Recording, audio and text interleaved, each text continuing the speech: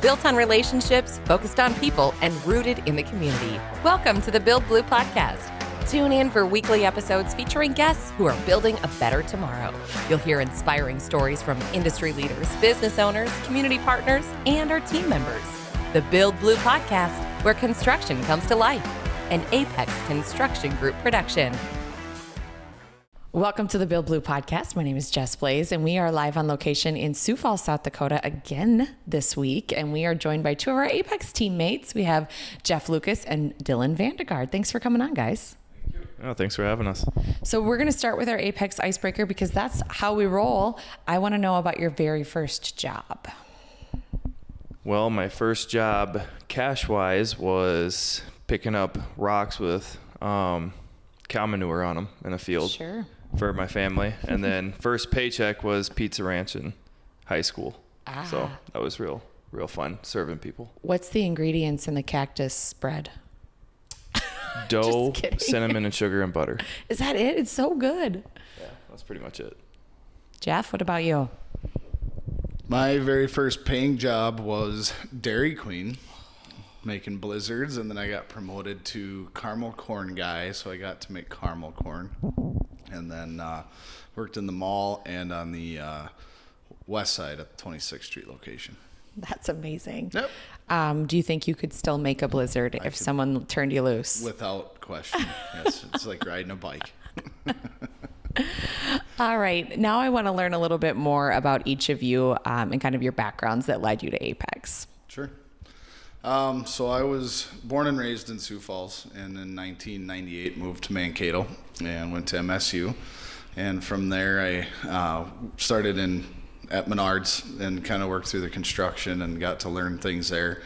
Moved from there into custom home building and got to know Ryan Evenson through the Builders Association and different things. Him and my former boss are pretty good friends. So it would be November of 21, Ryan kind of started talking to me about the potentials and what APEX had to offer. And him and my boss were good friends, so I didn't want to interrupt that at all. And so I kind of put it off to the side. And unknowingly, it was the opportunity to come out and get things rolling for a division of APEX in Sioux Falls.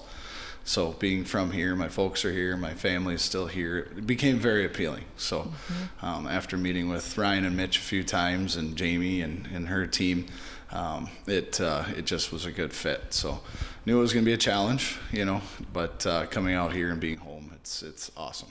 Yeah, we're going to talk more about how the team is growing out here in just a little bit, but let's learn a little bit more about your background, Dylan. Yeah, so born in Houston, Texas, raised in Okoboji, Sibley, Iowa area. Went to college at DSU in Madison, South Dakota. Played football and did a little baseball there, but that was only for one semester. It was a little too much to do two sports. And then graduated, immediately came down to Sioux Falls, started bartending at the Spring Creek Golf Course and 18th Amendment, and then did that for about a month until I got a job in construction, working in the field. I've also done construction my whole life for my uncle on the farms and everything, and worked construction all through college. And then, so I thought it was a no-brainer to take a job out of college doing construction. It's secondhand knowledge for me.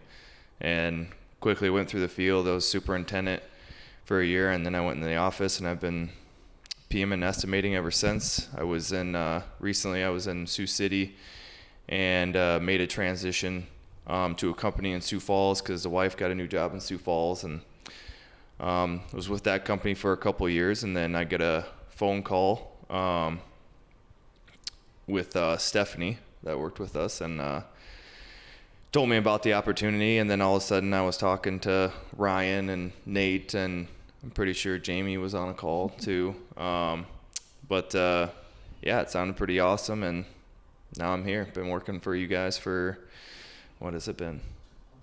2.5 months now. So Well, we're happy to have you on the team. So let's talk about the growing team here in Sioux Falls. APEX has done work out in this area for quite some time, but officially started the office, Jeff, with your move out here about a year ago.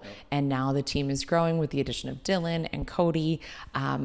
talk about the excitement of like seeing this all come to fruition from a conversation a couple years ago. It's gone really fast, and it's gone faster than I think any of us expected it to, which is a good thing. Yep. A bit overwhelming at times, but at the same time, it's got its challenges, and it's fun to see when those things, come to fruition and we find a solution, right? Mm-hmm. So, coming out here for the first few months, I was mostly officing out of my home, kind of trying to find a home or where we wanted to be here in Sioux Falls. Finding that space, just a good starter office, a place that kind of puts us central to where a lot of the growth was. I thought was key, and so finding that space was good start. So in the office to get started by myself and get things set up, and Cody came aboard as a job soup, kind of take a little pressure off so we could have a presence at the job site that was needed. Jumping between multiple job sites got to be challenging, and then being efficient in running jobs and doing them well, I wanted to be very careful not to overcommit and underperform, and make our name mud. That's pretty easy to do. And, having Dylan come aboard and take a lot of that burden off has been a huge step in the right direction for us. And as we grow, it's exciting to see the growth. It's excited to see the opportunity and add more faces to Team Blue. Absolutely. So let's talk about, you guys have both been in the construction industry for some time. We've already talked about that. In your experience, what sets APEX apart in the industry? Well, Jeff could probably answer this a little bit better since I haven't been with you very long, but a couple of things I've noticed off the get-go. Obviously, definitely more progressive company. Definitely into the now, like there's a lot of construction companies out there that are still kind of 20th century style, like to do the things the old way, still using paper for everything, not really using computers. But APEX is very up to date with the technology, and they're very good at going from the ground up and making sure there's no stones unturned, and just taking care of everything from an overall aspect from the beginning all the way to the end. And then the marketing thing as well, like the podcast, what we're doing now, helping our clients get their name out there with our podcast and our marketing team is pretty awesome to see. Not a lot of people do that. So thank you. Jeff got something. Well, I think overall project delivery, right?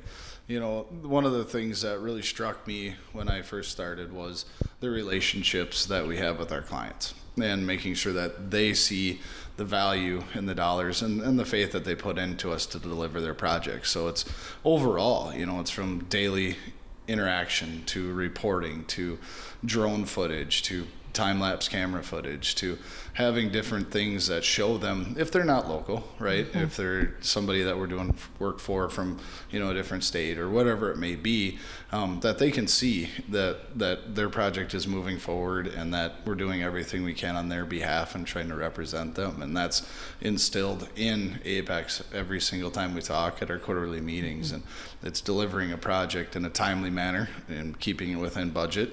And, we do the best we can at those things. And it's pretty awesome to be a part of. Yeah, it definitely is. We have a couple high-profile jobs happening right now in Sioux Falls. The NCI location out on Interstate 90 and the expansion of the Sioux Falls Public Works. And I know you guys are both active on both of those projects, so I'd love to chat about them and what's exciting you about those projects. Well, I'll talk about North Central International. North Central International is a 54,000 square foot truck dealership shop, maintenance bays, wash bays, and it's very central. It's right off of I-90 and Cliff Avenue, and there's a ton of traffic that goes by there. And it definitely speaks to what APEX, our bread and butter, and that's, the pre-engineered metal buildings. And it's a good representation of that. It's a good staple, to be able to come into a new market and have a job, profile like that. It's exciting, and we can't take it for granted, obviously, but, seeing that and having a semi-trailer out there wrapped and helping them co-market their new location, people see that. I think it's statistically, 22,000 vehicles a day that go past that job site, and then that's pretty high profile, and we want to keep it clean and keep it nice, and make sure that, winter out there was tough. That I-90 corridor, wind ripped right through there. And so we had our tasks, this winter with that, but now it's up and the structure looks great, and it's getting a lot of compliments on it. Yeah, it's looking great. You guys are doing an awesome job. Right. Dylan, do you want to speak to the Sioux Falls Public Works project? Yeah, the Sioux Falls Public Works project. So when I came on, I took that from Jeff. It already kind of was almost done with the demo phase of thing, but it's one of those pesky remodel projects, obviously. You don't know what you're going to get into when you start tearing into a building. So it's been really fun working with the city and Brian, the architect, to really work through all those issues. And it's been great communication. And because of the communication and how APX handles that, we were able to move through those change orders pretty quickly for being a city project, because one thing that's kind of known is change orders take a while, because you got to go all the way to the mayor to get the signature and everything. But because of the great communication and getting everything hashed out dollar-wise and value-wise, really kept that demo process moving along. And now we got block walls up. You can kind of see what's going on now. Adding about 10 feet to the south and another 10 feet to the east side of the building. So really opening it up in there. Really demoed everything out of the building, HVAC system and everything. Get a new roof. The steel, we just got done installing the steel and steel deck, so we'll get a new roof going on there next week. And it's really starting to take shape, and it's pretty awesome to see. It's going to have a pretty high profile front too, very modern look to it with some metal panels, but looking forward to seeing it completed. Yeah, absolutely. So let's talk about the city of Sioux Falls and the just rapid growth, and there's some really cool things happening in downtown. Jeff, I know you grew up here, so maybe we can start with you coming to Mankato, through the 90s and 20 years in the 2000s, and then coming back to Sioux Falls and what that's been like. Yeah. Well, when we talk about dates, we start to age ourselves, I guess. But in 98, when I left Lincoln High School and graduated and moved to Mankato, Sioux Falls had just hit 100,000 people. That was a big deal, And we'd come back and visit, periodically, a few times a year, and you don't really leave your hub of the south side of town. When I was visiting, we were there to visit. And so I didn't really explore Sioux Falls a ton, right? And so, coming back now in 2022 and seeing what the city has done, it's the same city, its core, but it's not the same city, and every single direction you go and you watch the growth and you watch the change and rehab of downtown, and, it's fun to be a part of. It's fun to see. It's very exciting, to look across the skyline and see the tower cranes all over the place and see some buildings going up downtown to give it new life, But yeah, to see it at 200,000 people now, and all the different people that have come from all over the place to enjoy what South Dakota and Sioux Falls has to offer, it's pretty exciting to be here. So it really is, and we were talking about some growth statistics off air, and just how they're expecting this growth to continue. Yeah. Which is crazy. Yeah, and they, I think I read, approximately, consistent growth is roughly 10,000 people a year, and that's substantial, and that's Sioux Falls itself. And then you start to think about the outlying metro, of Sioux Falls and those cities that are also experiencing that growth. It's pretty much merged into one here soon, and within 5 years you can see that there's going to be. I don't know how much more land Sioux Falls has, but hopefully they can find it. It's going to grow. Yeah. Dylan, what about you and your observations of the growth, leaving for a little while and then coming back? Yeah, so I was here in about 2013 and was already kind of seeing that growth Jeff was talking about, but then I went down to North Sioux for about 5 years, and just in that time moving down there and coming back, there was I lived on the southeast part of town, and where I lived is no longer the southeast part of town. It's 5 miles in from the edge of Sioux Falls now, which it was crazy to see all those new buildings and multifamily buildings going up, gas stations, and it's just continuing to go. You can't drive out there and not see a house being built. I don't know don't know where all these people are coming from, where all the money's coming from right now, but it's just, it doesn't seem to stop.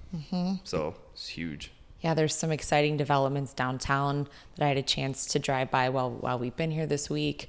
In your opinion, what area, when it comes to commercial construction, is it multifamily? Is it industrial? What do you think is coming, or what do you see happening?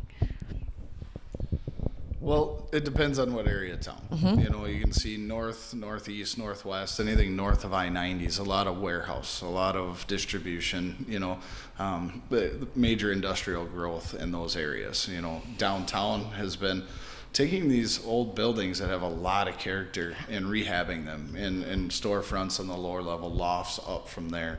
Office buildings and stuff going up, and neat restaurants, cool innovative ideas, and refacing buildings, you know. And so the reuse is, I don't think it'll ever end, you know, because you can see if you're downtown, you know, it just kind of seems to be spreading every direction in this downtown area. And then it's, you know, from what it used to be, you know, growing up to what the downtown area is now is awesome.